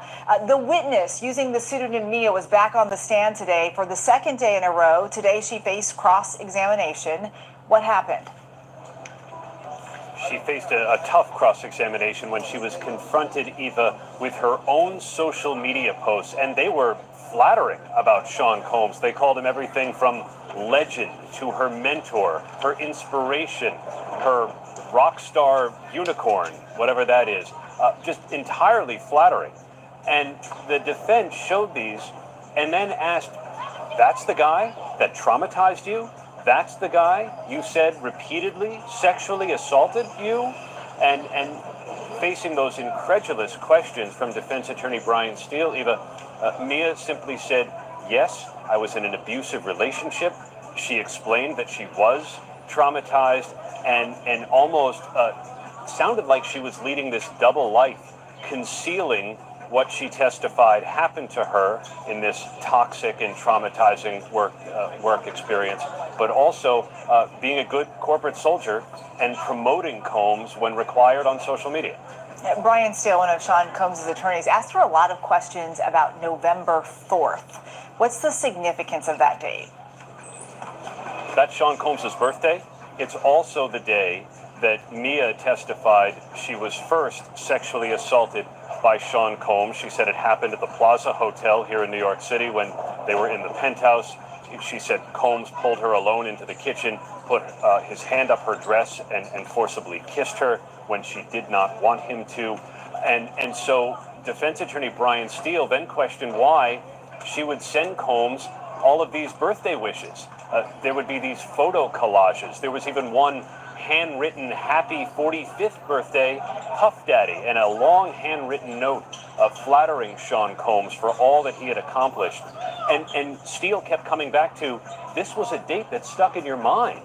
And Mia resisted a bit. She said, I knew the date to be Sean Combs' birthday, but she didn't think about it as the date of her first sexual assault. Prosecutors asked Mia today about the time she was suspended from her job for Sean Combs. Tell us about that. Sean Combs suspended her on several occasions, she said, and often it occurred without explanation. And the only thing that she could think was that it happened after Combs was violent with her, or she witnessed violence and somehow reacted to it, either ran away or tried to hide. And she told the jury about some of these, what she considered to be specious reasons for being suspended. And when she would try to reach out, it was almost as if she was getting an eye roll. She showed the jury some messages with D-Rock, one of Combs' bodyguards, after he said, "What happened?" And she said, "Oh, Sean Combs just got mad about her not laying out the right workout clothes." Aaron, this is a federal case, and the president is able to issue pardons in federal cases. Could he issue one for Sean Combs if he's convicted? Sure, he could. And in fact, he was asked about that today at the White House. And when he was pressed about it, he did not rule out a pardon for Sean Combs. Take a listen. I would certainly look at the facts. I know people are thinking about it. I know they're thinking about it. I think some people have been very close to asking. So if Sean Combs is convicted here in federal court, it's possible he could seek a pardon. It's possible that Trump would grant it, but we're only 3 weeks of testimony in, Eva. Aaron Katursky at the courthouse for us there. Thank you so much, Aaron. And here to break this down for us is ABC News legal analyst Brian Buckmeyer. You have also been in court all week. It's been a busy week. What stood out to you? Well, we've had a number of kind of star witnesses in their own rights. Starting first with the Capricorn Clark, closest to you, she brought in some of those kidnapping allegations, the underlying charges, some of the RICO, both of herself, where she said for 5 days she was subjected to a lie detector test, one of which, another kidnapping incident, she alleged that Sean Combs had showed up to her home and woke her up at gunpoint and went to Kid Cudi's house. And that's where we got LAPD officer Ignacio, as well as LA Fire arson investigator Jimenez, talking about that investigation into the incident that involved Kid Cudi, as both the alleged burglary and the arson. And then Dante Nash, the stylist for Sean Combs and Cassie. Some very explosive and interesting testimony there. And of course, as you said, with Mia testifying about the allegations that not only applied to her, but also corroborating some of what Cassie alleged as well. The defense showed photos from Mia's social media today. What was the point of showing those photos?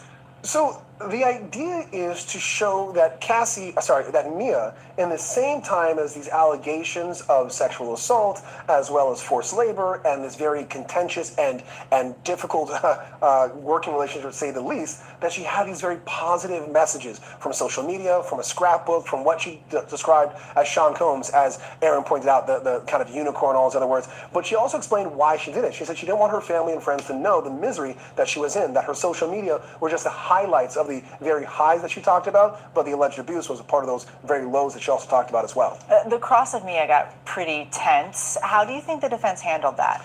Yeah, so Brian Steele is the defense attorney who was cross-examining Mia. As we saw prior to Mia, where Cassie, the other female alleged victim, she was cross-examined by a female attorney instead. It's a little bit more contentious. Brian Steele is a former public defender like myself, turned into a now private defense attorney.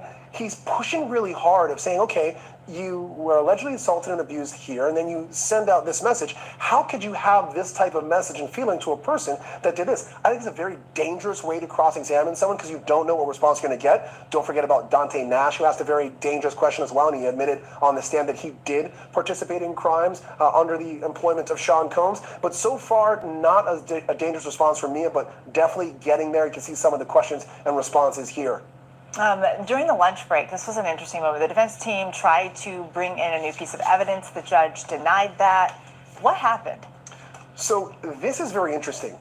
They tried at the last minute to get in this social media video from 2013 where it appears that Mia was celebrating a party or a birthday of some sorts, and they're trying to show that her demeanor on the stand is very different from this video. But because of the last minute application to bring it in, as well as the nature of the video, they denied it. But a very interesting point that came up is they said they found out this video last night. They stumbled upon it, but also people on the internet emailed it to the defense team to try to show this juxtaposition of how Mia is presenting in the court as opposed to in some of this video. Brian Buckmeyer, we'll have more with you in just a little bit. Thanks for being with us. Every person taking the stand in this case walks up and takes their seat in front of a packed courtroom. The jury, the gallery, the teams of lawyers, and of course, Sean Diddy Combs. Our next guest, someone who has spent decades working with witnesses. Judy Saunders is a former prosecutor. She's not involved in this case, but she now leads the sexual abuse and human trafficking team at a law firm here in New York City. Judy, thank you so much for being here with us. Let's get right into this. There's 4 alleged victims that are a part of this case. We've already seen some of them take the stand. How do you prepare someone to take the stand? It takes a lot of preparation. Some of the key things that you're going to want to do is pull together, gather, and review any prior statements that that witness may have made. You're also going to want to look very much into an individual's background, because what the defense has to do is they have to attack that individual's credibility. So you're going to want to look into their background. You're going to want to think about, were there prior social media posts? Today's age, we can expect that one witness that we all carry around in our pockets are our cell phones, our social media, and our digital footprint.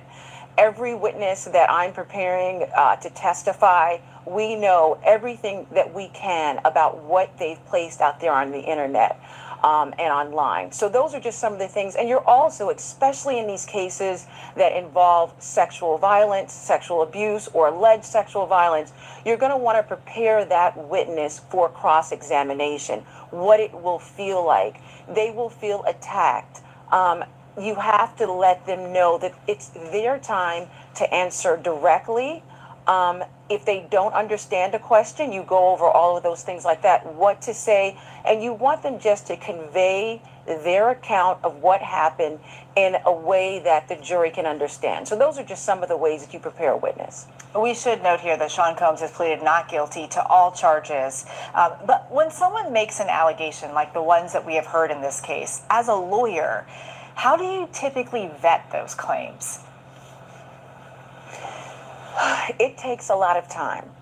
And we vet those, we analyze those cases. When someone comes in and they're making these allegations, as a lawyer, you are bound. You're ethically bound, morally bound to do your due diligence. So not only are you listening to the accounts, the allegations that a potential client is telling you about, you're also looking for whether there's corroborating evidence out there. You're looking for, depending on what they're saying, you're trying to think, is this individual, what they're materially telling you, is it staying consistent? And it may take more than one interview. Sometimes when you have clients and they're alleging, different types of abuse, you may have to talk to them more than once. And when you're thinking about that, you're listening for consistencies and inconsistencies. But if you find that what they're saying is materially consistent, they may forget when it happened or dates or what have you. Those are the things that you're going to want to hear and listen to, and you know that there's some consistency and know that there may be a ring of truth to that. This trial is in federal court, so there are no cameras. Do you think cameras make a big difference when it comes to witnesses taking the stand? I know that it may not make that much of a difference. I know that as far as transparency, we're always wanting our court systems to be transparent to the public, to know what's going on in these proceedings. As far as a witness, just being in a courtroom itself can have a very intimidating factor.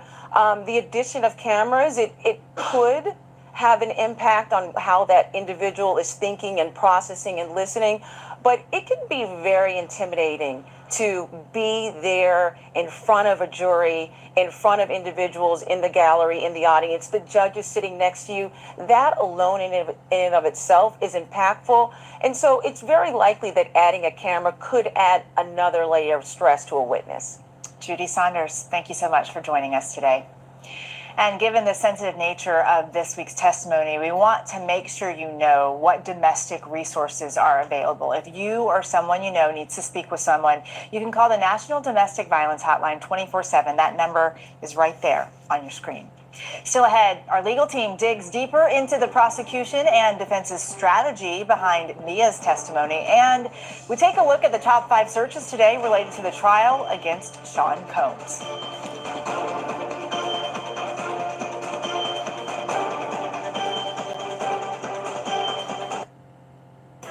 When your home's also your office, and his gym, and their classroom, you need home internet that can handle home. All of it. That's G-Fiber Home. That's internet for you.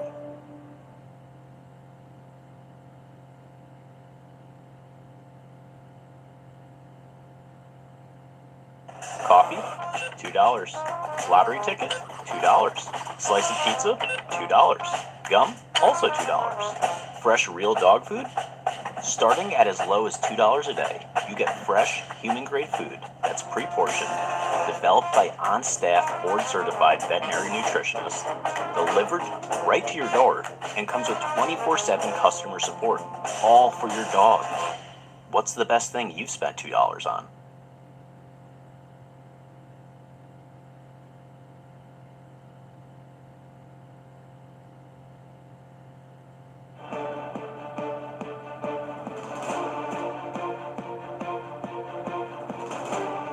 Welcome back to ABC News Live. Burden of proof, the case against Diddy. Only one witness took the stand today, testifying under the pseudonym Mia. She was a former assistant to Sean Diddy Combs and one of the 4 alleged victims in this case. Let's break down the key legal strategies we saw playing out in court. We have Brian Buckmeyer playing the defense and Bernarda Villalona playing prosecutor. Bernarda, we're going to start with you. Mia said that she is unable to hold a job since leaving her employment with Combs. Does that matter or factor in here? So it depends if the jury believes her that the reason that she can't hold a job that she was put through while she was working for Combs. So in terms of when she was testifying during direct examination, I think the prosecution did an excellent job in the sense of presenting her as someone that is not a strong person, someone that is sensitive, someone that is emotional, to the point, Eva, when she testified, she never made eye contact with the prosecutor. She was constantly just looking down. And you could clearly tell from her testimony during direct examination that she is a woman that is hurt, that has undergone some trauma. And she exhibited that to the extent that even during cross-examination, she even blurted out, like, look, I suffer from complex PTSD, even though it was objected and sustained to. But also she brought out that she's still seeing a therapist and trying to work through what she went through when she was working under Combs. Okay, Brian, I have to ask you, because they brought all those social media posts in, do you think that was a good idea for the defense to show those social media posts? Absolutely. And I think the idea here is to contextualize this relationship. And they've done that with every witness, where they're showing that at the same time she's alleging these allegations of forced labor, sexual assault, rape, everything. Days later, she's on social media talking very fondly of Sean Combs. That at one point in time, his birthday had come up, and she said, "What do you get the man who has everything?" And there's a scrapbook where she's cataloging his life, I think from 1991 to 1999. Now, do I think we understand that someone could allegedly or actually go through these traumatic experiences, but then still go on social media and show a very pleasant and positive life? Absolutely. But I'm also conscious of the fact that half of this jury is 51 to 74. 5 of them are 67 to 74. And at least I know my 65-year-old father has a difficult time of understanding, what do you mean? What's depression? What do you mean?